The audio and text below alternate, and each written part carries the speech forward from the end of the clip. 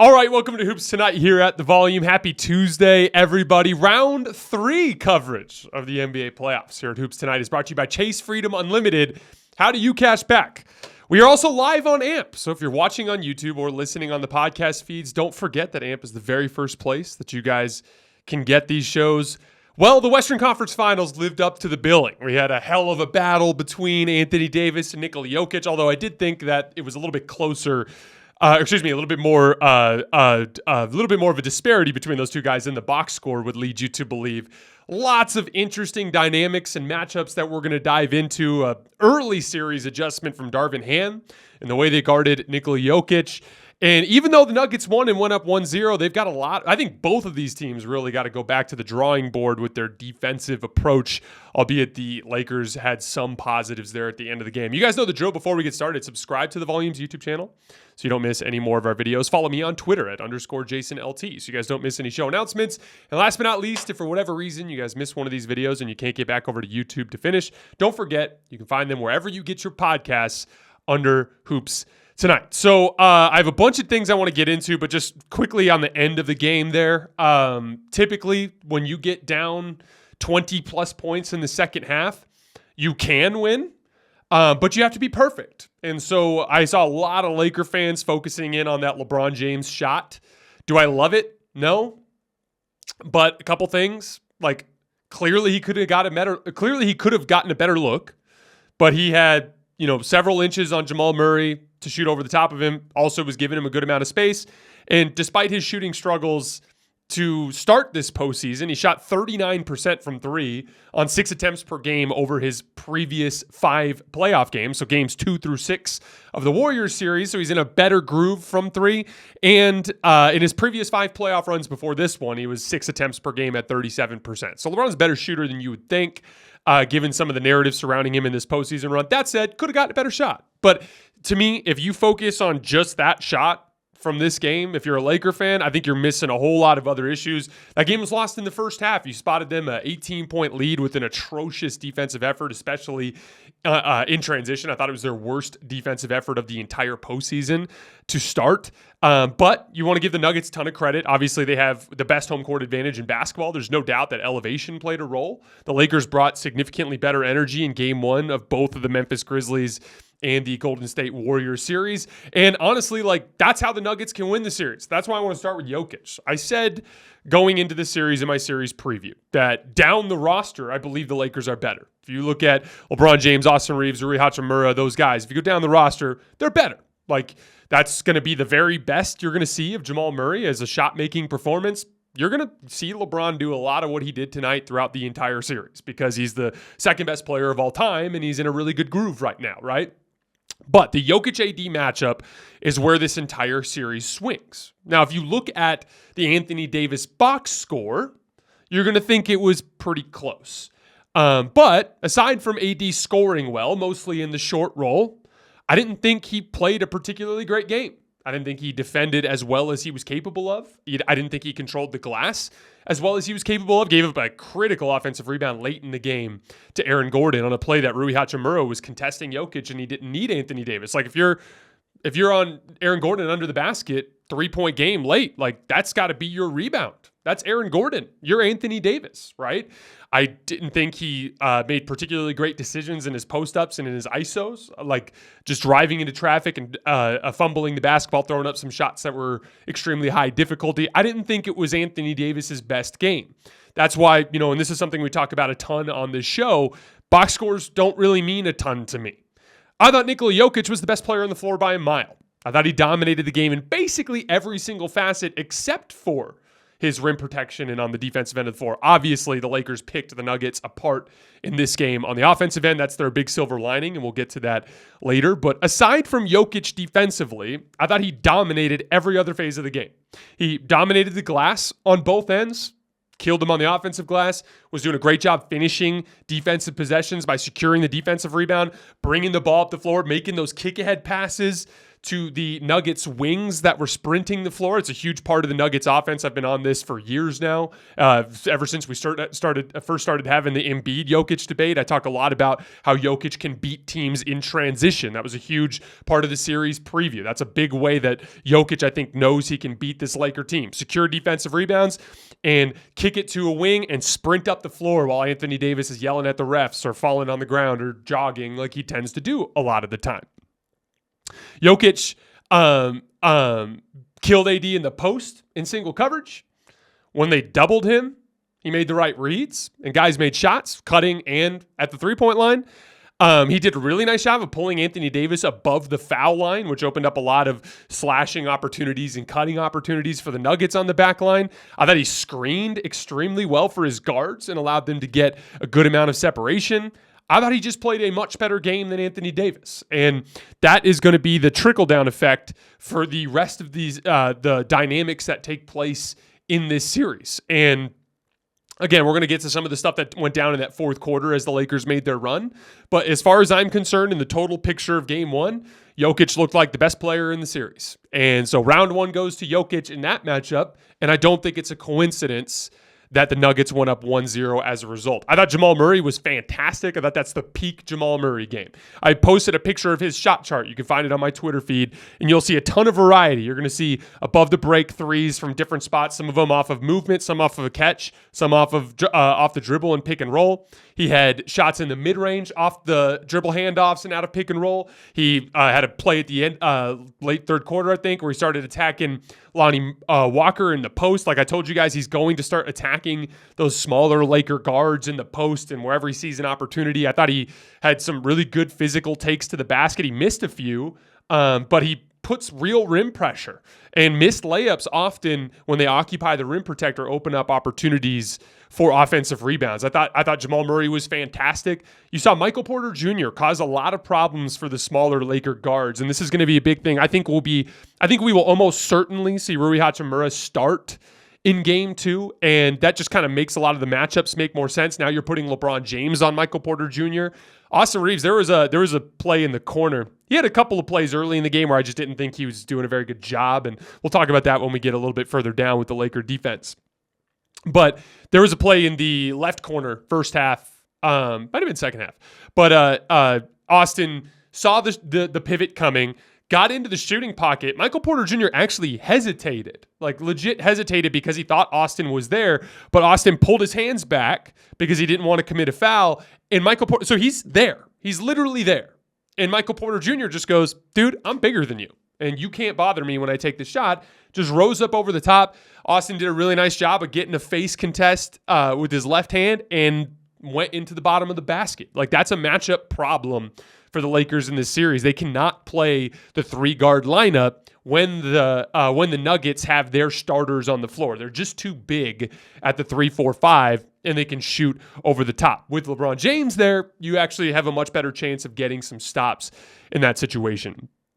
So again, like I thought Kentavious Caldwell-Pope played a fantastic game. Jeff Green hit a monster three in the corner as the Lakers were making their run.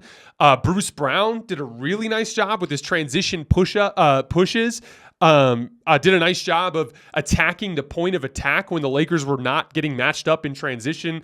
There was a play where no one guarded him. He just barreled down the lane and made a layup. There's a play where Jared Vanderbilt's picking him up full court for whatever reason, even though Bruce is probably one of the worst shooters on the Nuggets. I think he's shooting in the 20% from three in this postseason run. Beats Jared Vanderbilt off the dribble and just throws down a one-handed dunk. It was a extremely impressive performance from the Nuggets down the roster. I thought it was kind of an outclassing in a lot of ways there. Obviously, they had a lot of issues on the defensive end. We'll get to that here in just a minute. I want to talk a little bit about the Lakers' defensive scheme and some stuff that they did tweak in the game, but I thought was a bad game plan that spotted Denver a lot of advantages early in the game. So I tweeted this out during the early second quarter, if I remember correctly, but one of the big things that I thought was killing the Laker defense in the half court, like, again, as we look at transition, that's just effort. You know, it's really hard to judge scheme when guys just aren't playing hard. I posted a video of the Lakers jogging back in transition as Aaron Gordon just drove down the middle of the lane and drew a foul because Anthony Davis was jogging and no one was set. And now the Lakers have been a bad transition defense all season, but they are capable of much better transition defense efforts. You saw that a lot in Game 6 against the Warriors. It is an effort and focus thing for them, and they just didn't bring a very good effort, I thought, in this particular game. First time in a Game 1 that they didn't bring a good effort in this postseason, so I wouldn't be surprised if the Denver elevation had a little bit of an effect on them, but that definitely was a part of the problem. But as I zoom in on the half-court stuff, which is where you're actually going to learn things, because there's no adjustment to transition defense other than run back, get matched up, communicate to each other, have good floor balance, all the stuff that they teach you from the lowest levels of basketball. There's no real adjustment there. It's just better execution. This was not just a game plan issue for the Lakers. This was a game plan and execution issue for the Lakers. But I thought as I looked at the half-court possessions, the number one thing that I thought was causing the Lakers problems defensively was their screen navigation from the guards. Now, this can be a strength of the Lakers at times. They tend to struggle with dribble penetration from really quick guards, but they tend to have success in Darvin Ham's scheme, fighting over the top, applying back pressure. Dennis Schroeder had a fantastic last series doing that. Austin Reeves did some pretty good work on Steph Curry. D'Angelo Russell actually did a decent job on Klay Thompson. They're actually capable of a lot better than they did, but some of it was game plan as well. I thought that it was readily apparent that Darvin Ham was asking the Laker guards to duck under picks. Now, again, what that means, think of it like this. So do you remember in the Warriors series when I talked about shooting the gap? So when a shooter is breaking open, a shooter has a form that he goes to, a tried and true muscle memory. And when he gets into those situations, once he starts his muscle memory, it's over. There's nothing you can do to really bother them. From there, it's make or miss. Yeah, you can contest the shot, but these dudes have been shooting contested jumpers their entire life. They're not bothered by a hand in the face. They're bothered by disruption down low. They're bothered by messing with their footwork, disrupting something in the early phase of their energy transfer before they get to the top of the shot. So in off-ball situations, when you shoot gaps, so if you try to go underneath a pick and beat a shooter to a spot, it doesn't matter if you get there in time to contest because they are now running footwork. Running over the top of the screen and rising up, they are running footwork that they've been practicing every day since they were little kids. And so they're going to knock that shot down. Whereas if you chase over the top of the screen, you have an opportunity to disrupt their base. I thought that was a really poor strategy. It's more in a dribble handoff situation on this in this matchup with Denver. With Golden State, it was more off-ball screens. But in this particular matchup, it was very much about off the dribble, like dribble handoffs from Nikola Jokic, where you're ducking under Nikola Jokic and you're allowing Jamal Murray to get into pretty comfortable shots. You're allowing Kentavious Caldwell-Pope and Michael Porter Jr.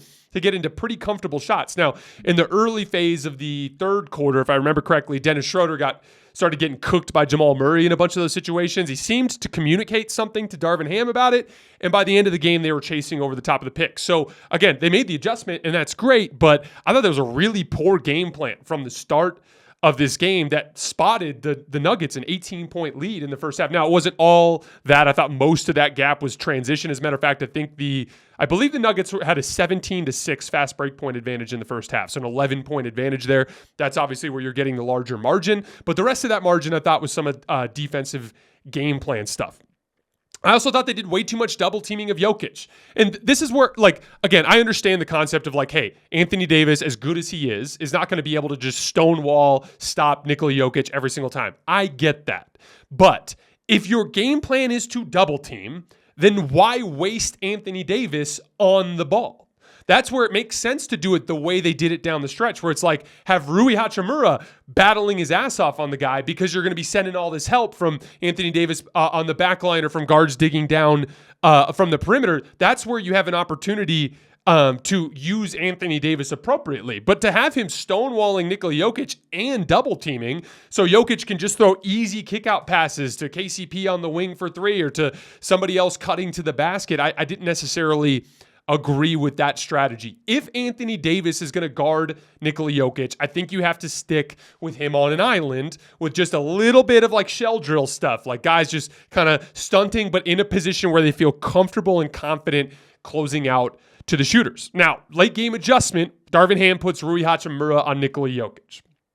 puts Anthony Davis on Jeff Green and Aaron Gordon at the end of the game, and they do have some success. Now, one of the things that I thought was really helping the Lakers in that situation is Jokic was trying to beat Rui Hachimura by getting past him instead of trying to shoot over the top. I think as we look forward in this series, you're going to see Darvin Ham start with that. I think Rui's going to start on Nikola Jokic, Anthony Davis on Aaron Gordon to begin game 2. But Jokic is too smart of a player, and he's so damn efficient with those little short push shots and runners in the lane. I think his adjustment to that in that coverage is he's going to start not trying to go through Rui Hachimura, but just get to comfortable spots that he likes around the semicircle for those short little push shots and turnaround jumpers in the lane that Rui's not going to be able to come close to bothering the way that Anthony Davis does. Now, what I would do if I was guarding Nikola Jokic, I would mix coverages frequently. I would keep Anthony Davis on him a good amount of the time in single coverage,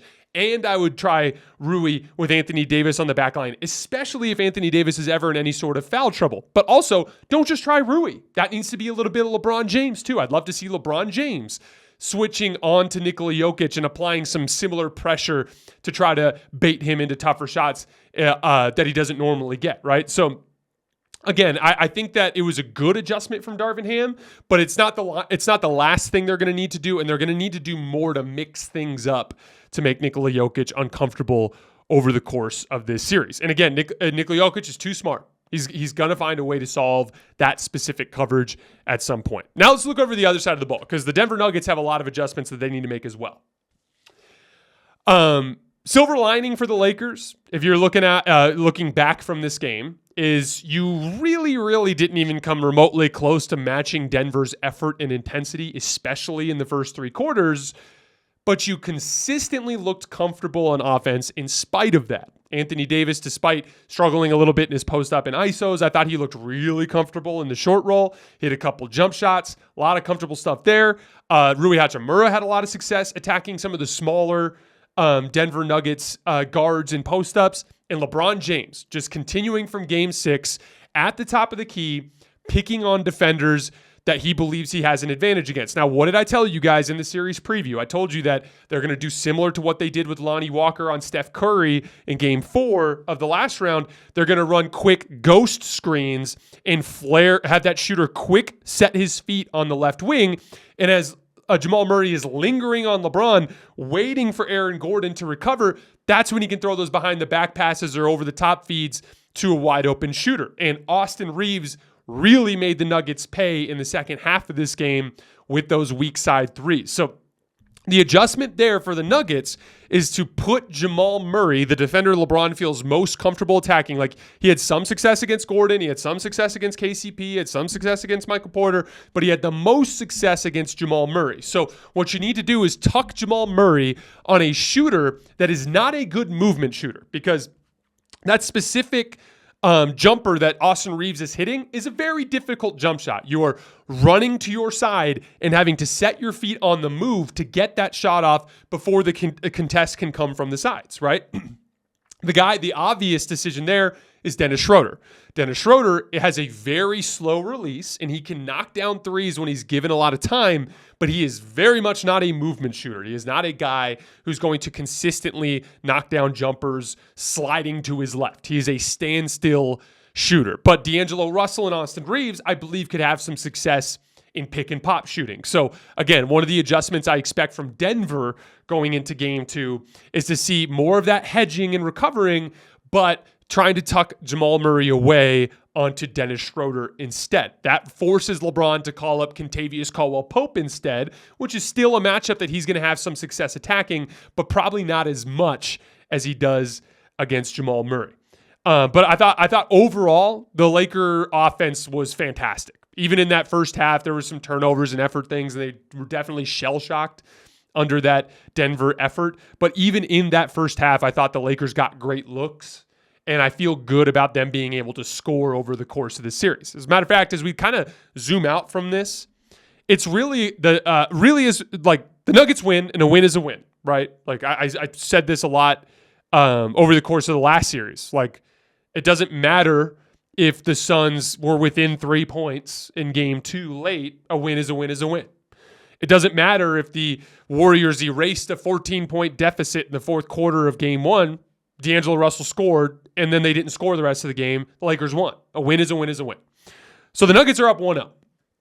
But as we go to game two, both teams are going to have to go to the drawing board a lot with their defensive scheme, especially Denver, because I think the Lakers found a few things that work well in this game defensively. The Nuggets are going to have their hands full.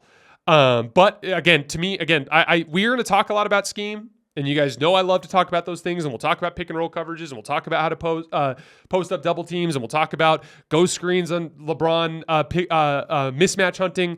But at the end of the day, like, what matters most in these environments is how well do your damn stars play.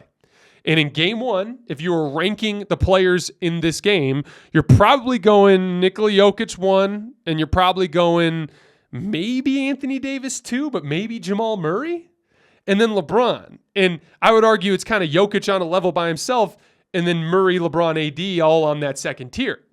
Simply put, the Nuggets dominated the superstar matchup in this game, and then down the roster, the role players played better.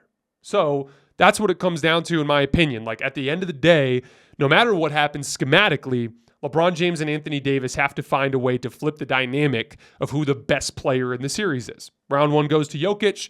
A lot of basketball left. One last thing I was going to say.